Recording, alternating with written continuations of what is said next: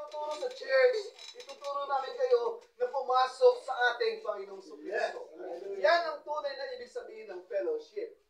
Ang ibig sabihin po ng fellowship is to fellow in a ship.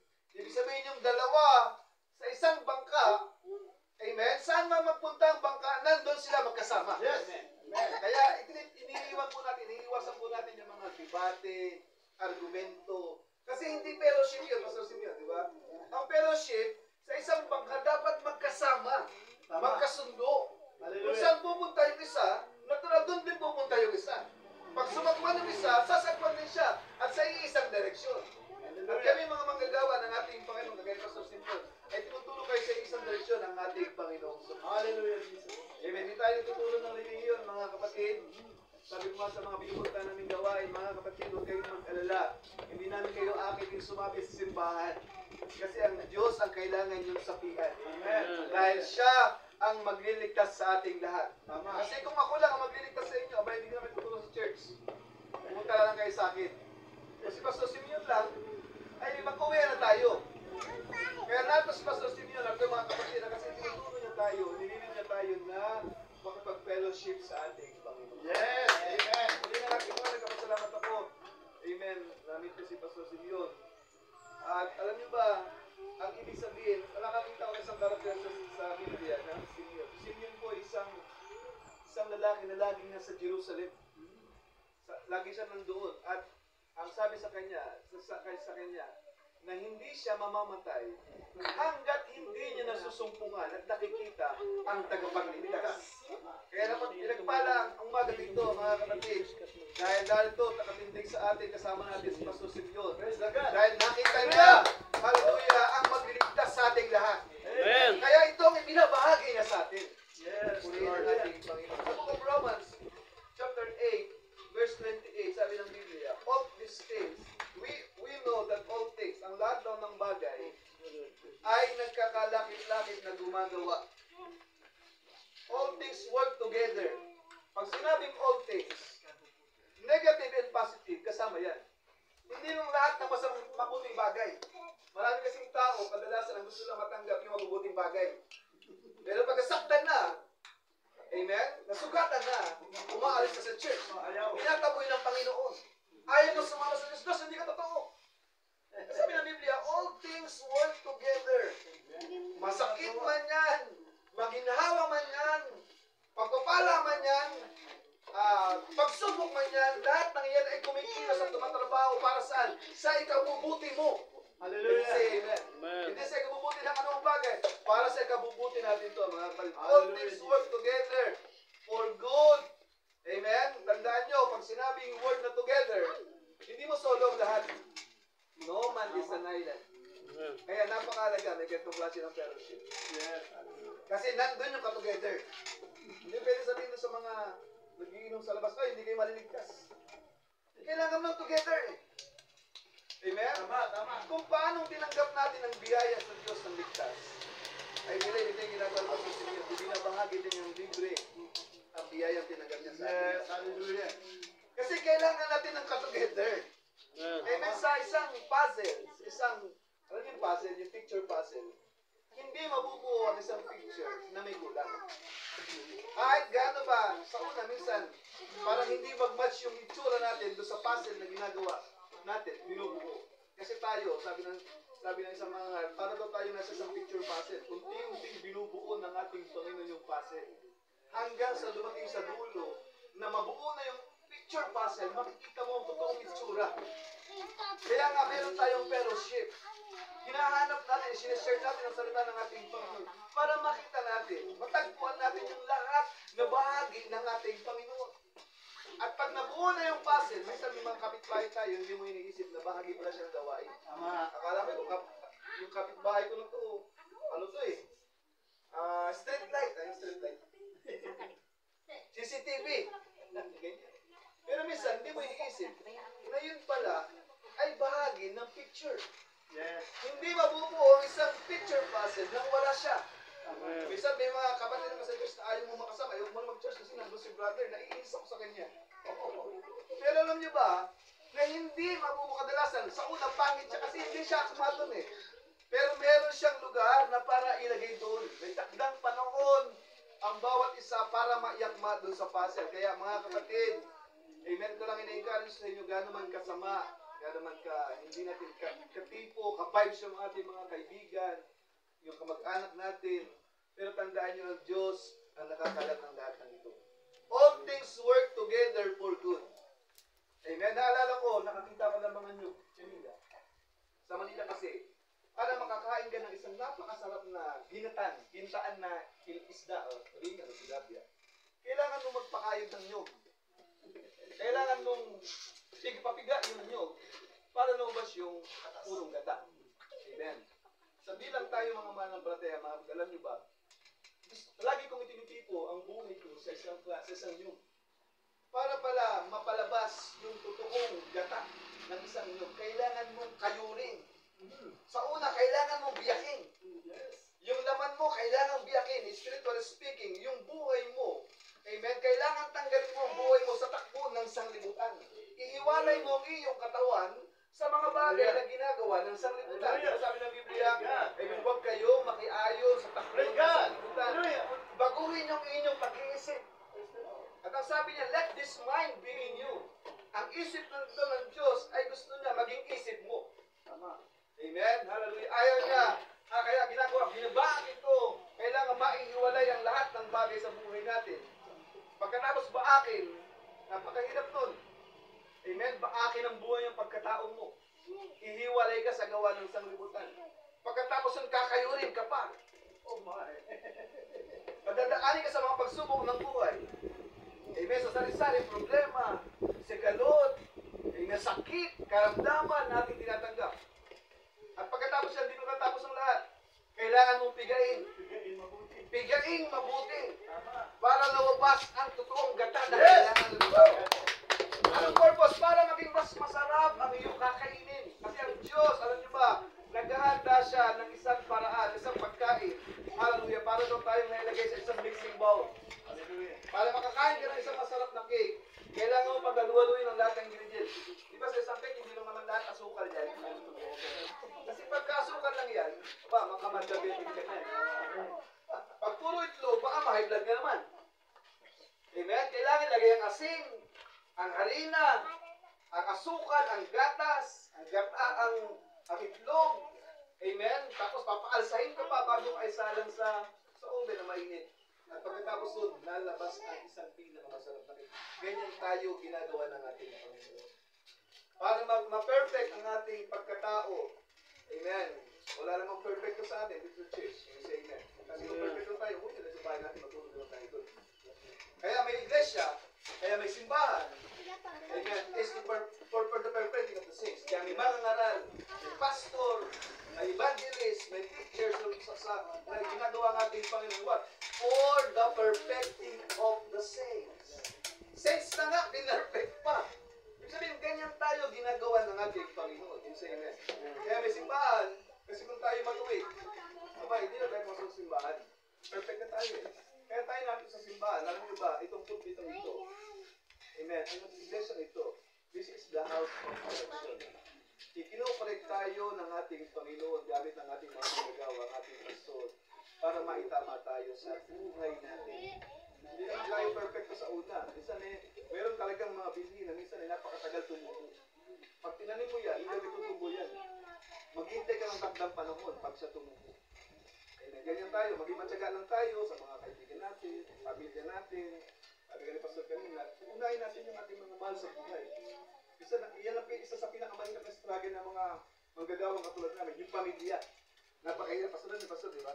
Napakahirap i-encourage sa church. Mabuti pa nga yung ibang tao, pag pinangaralan ko, amen ang amen eh. Pero yung mga anak mo, yung kaibigan mo, kapatid mo ba, ang hirap i-encourage sa church. Pero tsagain lang natin, mga kapatid, dahil sabi ng Biblia, all things work together. Kailangan mo nang ka-together. Amen? Kasi pagdating mo sa langit, yung mukha ng mga kalapit mo, yan din ang kasama mo doon sa heaven. Kaya huwag kang mainis, yung kalapit mo siya. Kasi sa langit, hindi tayo mapunta sa langit nang kulang tayo. Amen? Sabi ng Biblia, si Kristo ulo, tayo ang katawan. Pag naihiwalay ka sa katawan, hindi kumpleto ang katawan. O pinutol ka, mabubuhay ka ba mag-isa? Hindi. Kailangan na ma-connect doon sa ating katawan. So, kaya tingnan mo ang ating Panginoon. sa lahat ng bagay na ito. All things work together for good to them that love God. Ibig sabihin sa mga sumusunod sa ating Panginoon. Paano ba tayo naglilingkod sa ating Panginoon? Huwag natin isipin, mga kapatid, sa encouragement, huwag niyong ituring ng Sunday service is a rituals. Hindi ito isang ritual o isang anata.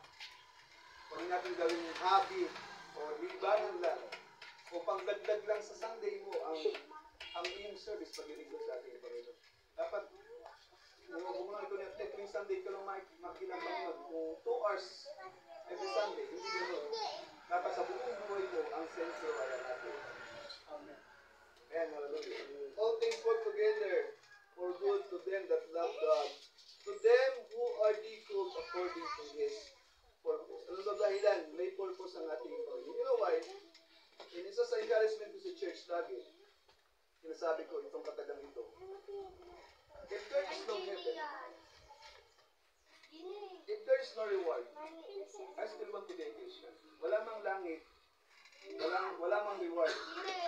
Pipiliin ko pa rin maging Kristyano. Yung iba kasi naglilingkod, kaya lang nag-church, kasi may heaven. Ayaw mapunta sa hell. Kaya lang naglilingkod, kasi may reward.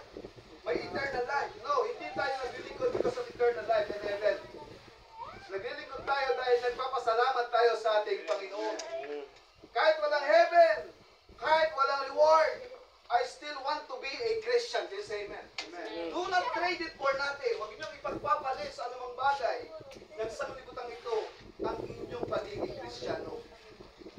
I almost encourage mga kapatiran, sabi ko, huwag niyo ipagpapalit ang inyong Sunday service sa anumang bagay. Sabi nga ng Biblia, you cannot serve two God.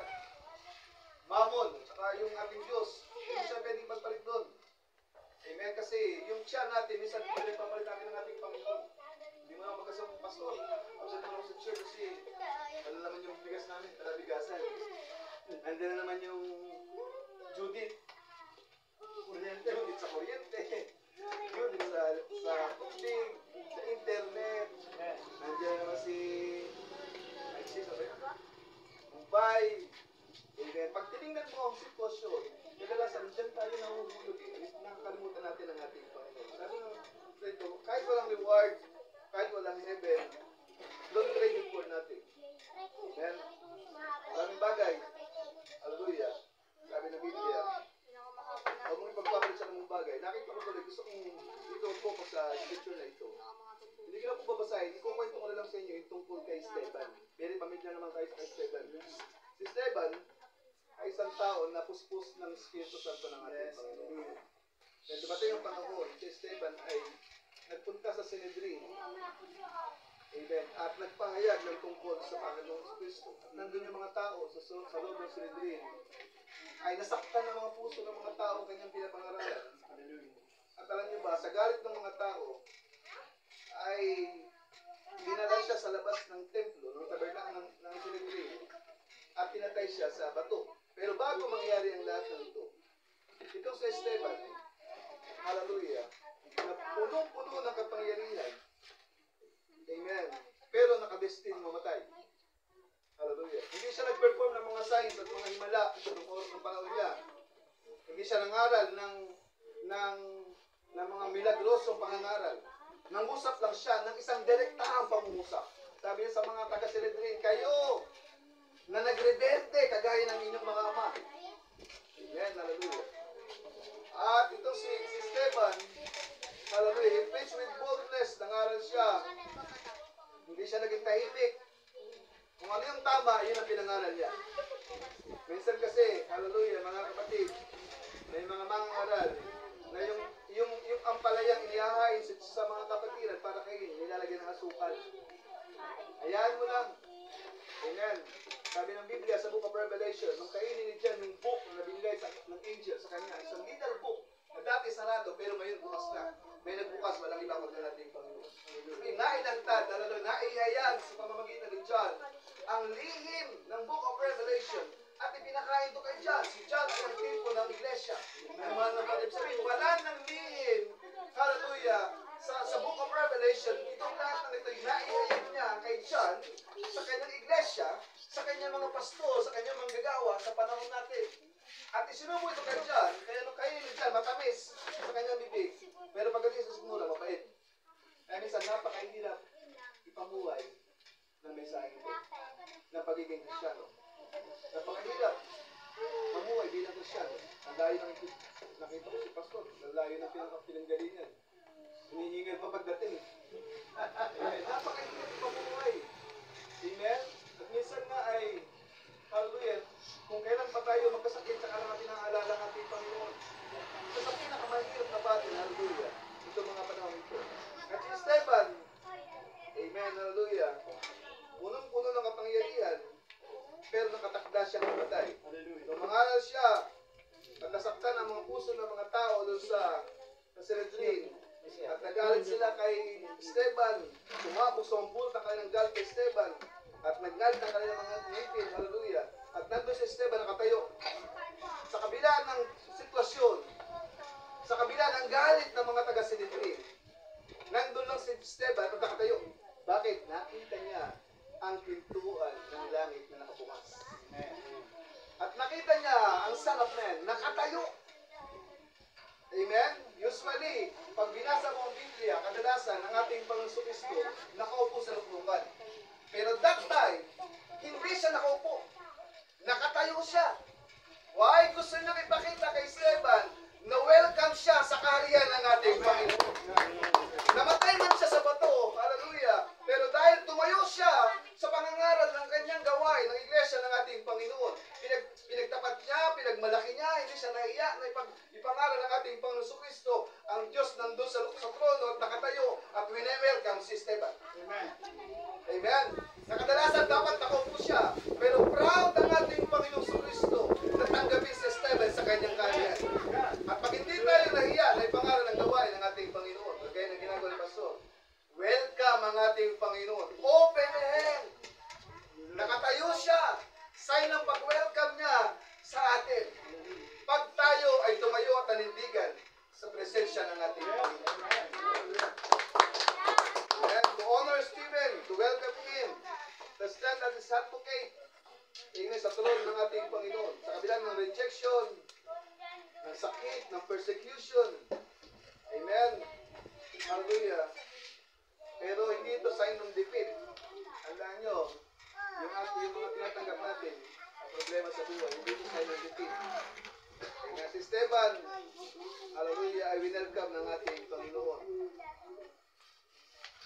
Sabi dito, mga kapatid, sa aklat ng 1 Peter chapter 4, verse 12. Sabi ng Biblia, Beloved, think it not strange concerning the fiery trials which is to try you. As though some strange thing happened to you. Huwag niyo daw, sa Tagalog ito, Brother. Think it not strange concerning the fiery trial which is try you. Huwag daw kayong, hindi ito inilingid sa inyo ng ating Panginoon. Tingnan natin sa Tagalog. 1 Peter chapter 4, verse 12. Para makita natin ang buong sinasabi ng ating Panginoon. Yeah.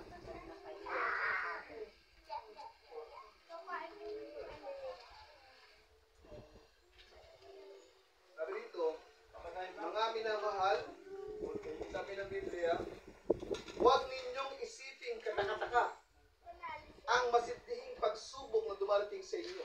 Ibig sabihin, pag may pagsubok kayo, huwag kayo magtaka. Kasi normal yan sa mga Kristiyano ang pagsubok. Amen? Hallelujah. Tandaan nyo, amen, sa isang ginto, para mapalabas ang totoong ginto, kailangan siyang padaanin sa iba't ibang proseso. Amen?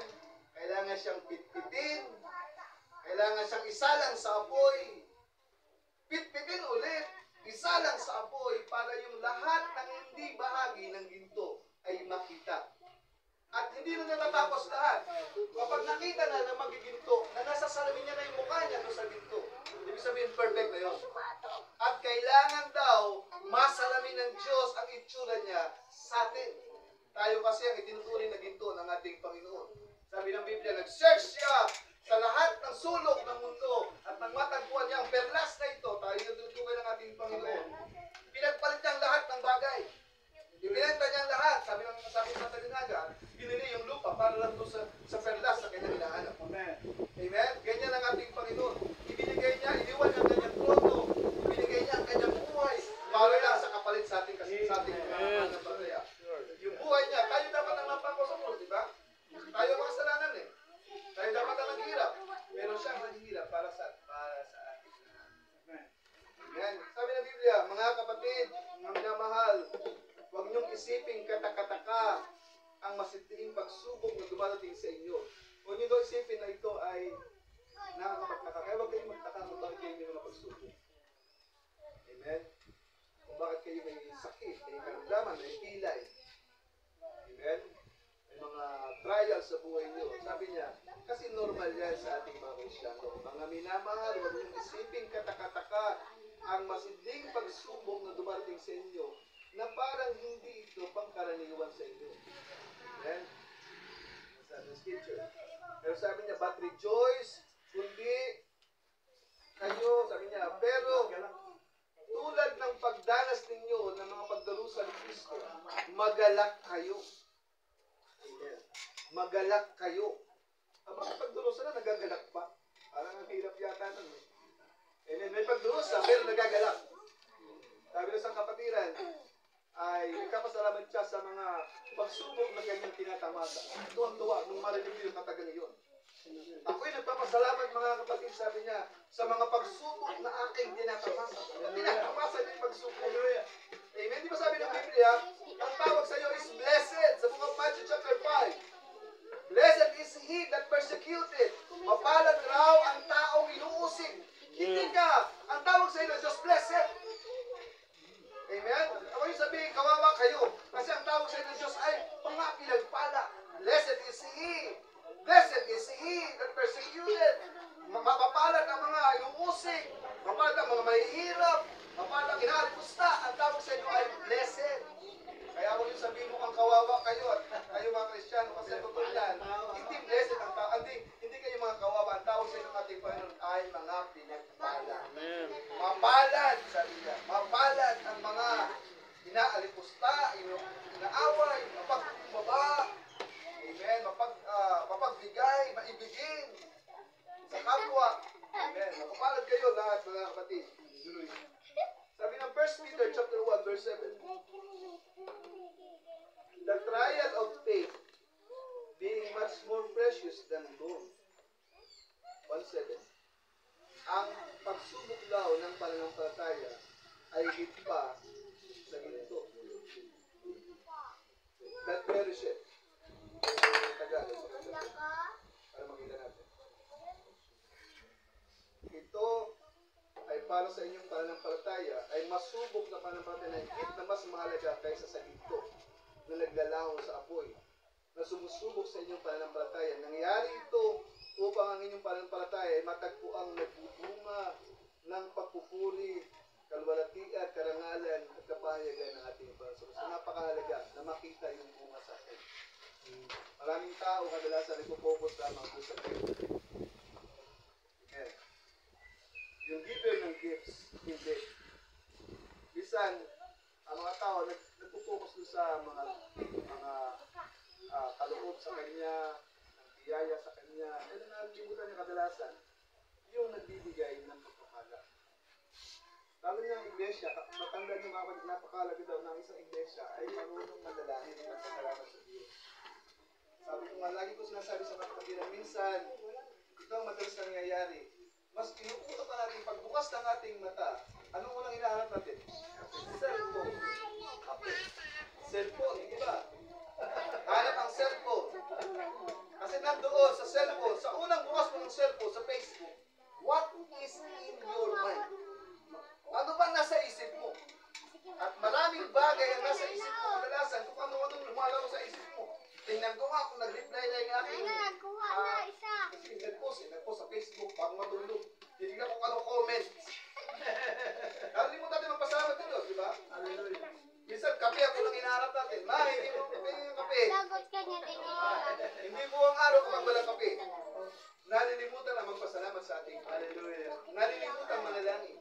Sabi ko sa mga kapatiran, kung di pa, amen, kung di pa mabusog, pag dumighay, saka sabi, thank you, Lord.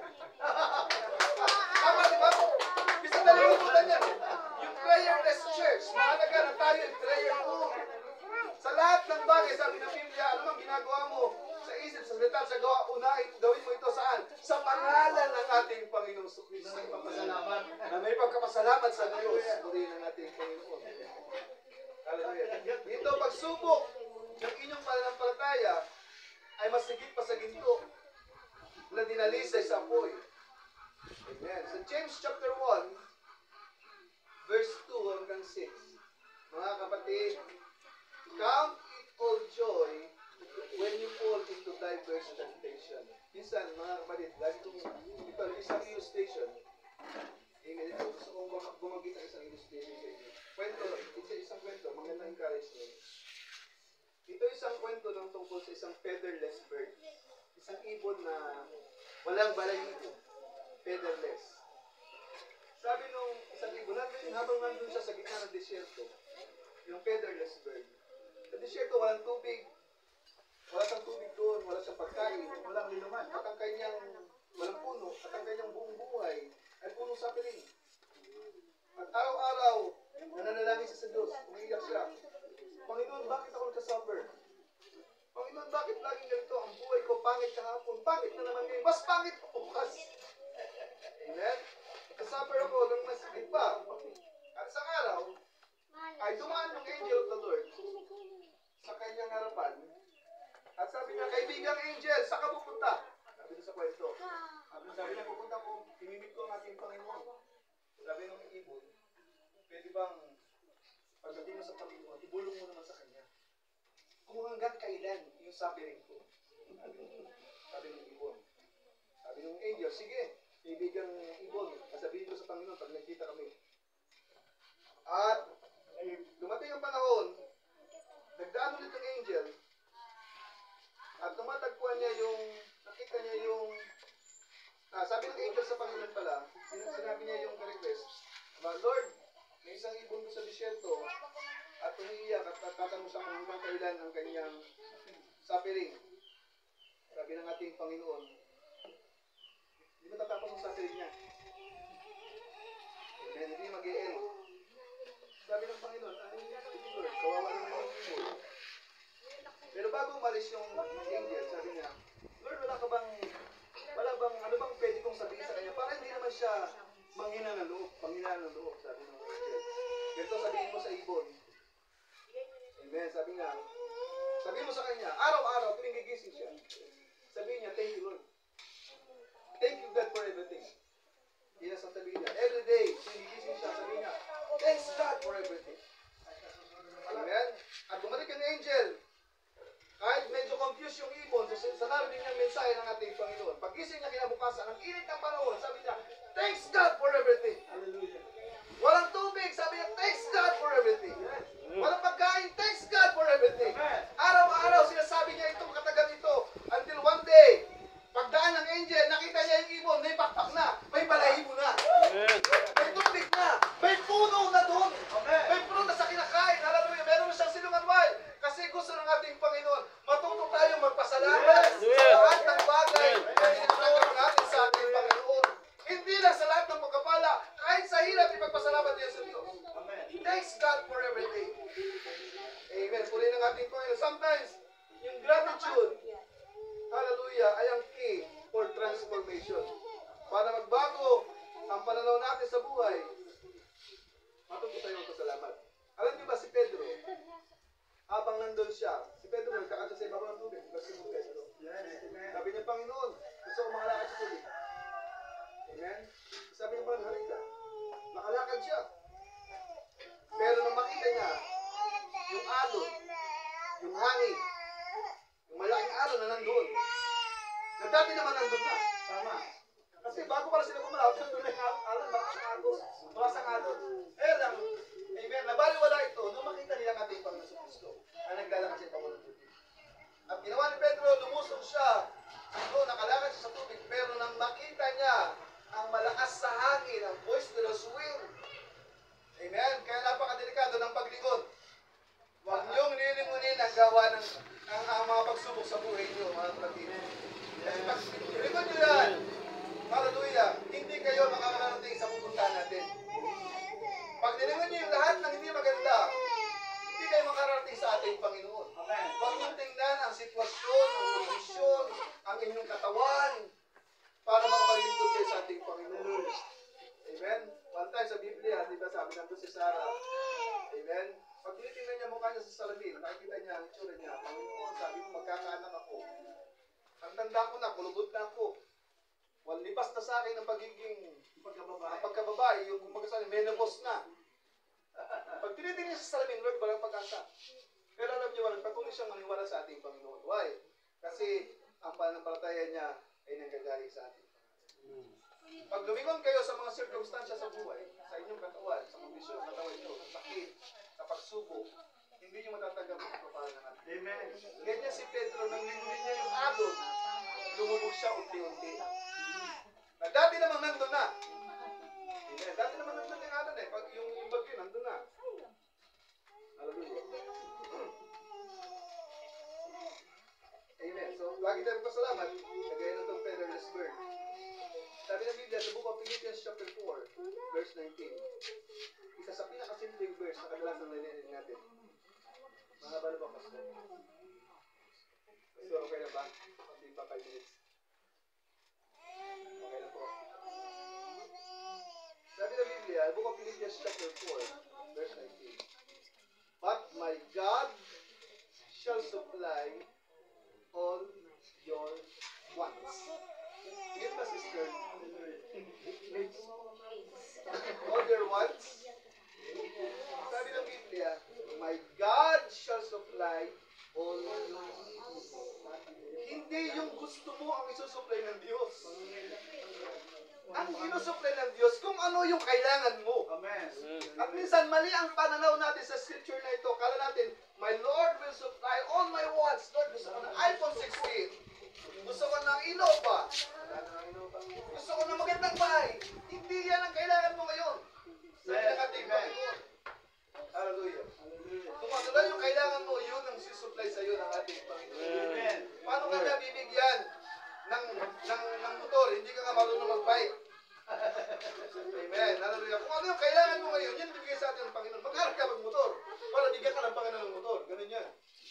Hallelujah. Kaya mga kapatid, pag nasa nangimigay sa ating Panginoon, sabi ni Sister kanina, amen, kung meron kayong pangangailangan, tawagan ng ating Panginoon, meron siyang cellphone.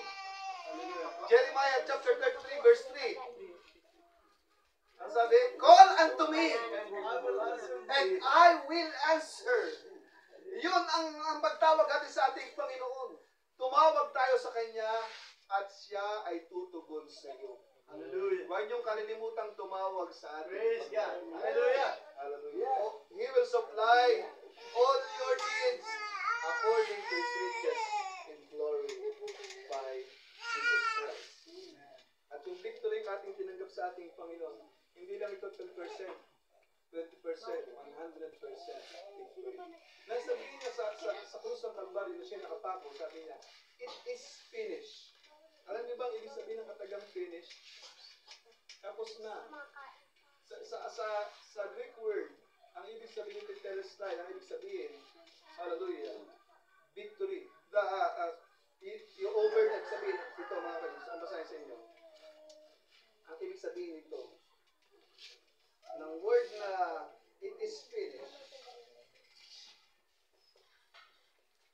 ang sabi dito ay, the sentence was served. Ibig sabihin, yung sentensya natin is fully paid. Na-serve na ito ng ating Panginoon. Amen.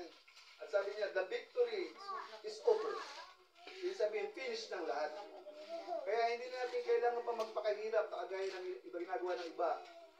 Amen. Ang kailangan pang magpenitensya. Amen. Kailangan pa magpapako sa krus. Tandaan nyo, lahat ng ito ay tapos na sa ating Panginoon. Amen. Sabi ng Biblia, John chapter 3, verse 16. Very familiar verse. For God so loved the world. Okay, tama brother Bertie. For God so loved the world. Di ba alam mahal ang Diyos ang sanlibutan? Tama. Kasi ang Diyos ay pag-ibig. That He gave His only begotten Son. For whosoever believeth in Him. Doon lamang ito papasok sa mga sumasampalataya. Amen. Parang itong isang klase ng isang bagay. Pag sinabing free, libre yun. Ang salvation natin ay libre. Tandaan niyo yan. Pero magiging libre lamang ito kapag tinanggap mo. Hanggat hindi mo kinukuha ang kaligtasan, hinihingi sa ating Panginoon, hindi ito magiging free sa iyo kailanman. Magiging libre lamang ito. Sabi ng Biblia, for God so loved the world, ito yun, that He gave His only begotten Son, that whosoever believe in Him. Eh, paano kung hindi ka naniwala? Sa lahat ng maniniwala, doon lamang ang buhay na walang hanggan. Tama. Buhay ng ating Panginoon. Amen. Sabi niya, 1 Corinthians chapter 1, verse 26. Tumingin kayo sa pagkatawag ng Diyos sa inyo. Saan daw kayo titingin? Sa pagkatawag. Hindi kay pastor, ha? Hindi kay Pastor Miguel, hindi kay pastor. Tumingin kayo kung paano kayo tinawag ng ating Panginoon. Pagdating natin sa langit, hindi naman tayo magkakaiba ng trono, ng luklukan, ng damit. Iisa lang ang ating damit. Hallelujah. Fine linen tayong lahat. Walang mataas ang posisyon doon. Amen. Walang pastor doon. Tayo ay isa. Magkakapatid tayo sa ating Panginoon. Tumingin kayo saan? Sa pagkatawag sa inyo ng ating Panginoon, mga kapatid. Hallelujah. Yun ang tingnan natin. Kung paano tayo tinawag ng ating Panginoon. Kung tinawag ang Kristiyano, be it. Napakalaga ng pagiging Kristiyano. Kung sinabing Christian, ang ibig sabihin ng Christian is Christ-like. Pag tinanggal mo yung Christ, anong matitira? I-A-N. Ang ibig sabihin, I am nothing. Ang wala sa iyong Panginoon sa Kristo, wala tayong halaga. We are nothing without Christ. Ang Diyos ang sentro ng ating pagkatao. Siya ang lahat sa buhay natin. Kung wala siya, kung hindi siya napako sa krus, wala tayong kaligtasan hanggang ngayon. Amen. Pero dahil nga gusto niyang ma-connect muli, ayan ang purpose ng ating Panginoon kung bakit siya kailangan bumaba. Kailangan maipako sa krus ng Kalbaryo para matubos tayo, maibalik tayo sa ating original na kondisyon.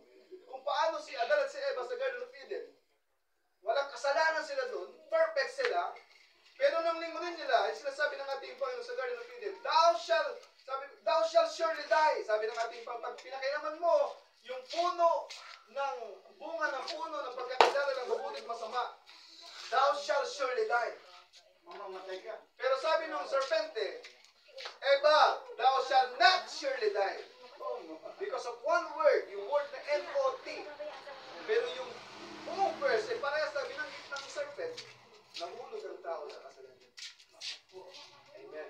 At hanggang ngayon, yung dating walang kamatayan, walang sakit, meron na ngayon. Pero ang Diyos hindi siya tumigil. Gusto niyang maibalik tayo sa ganyang klase ng perfection. Sinless perfection.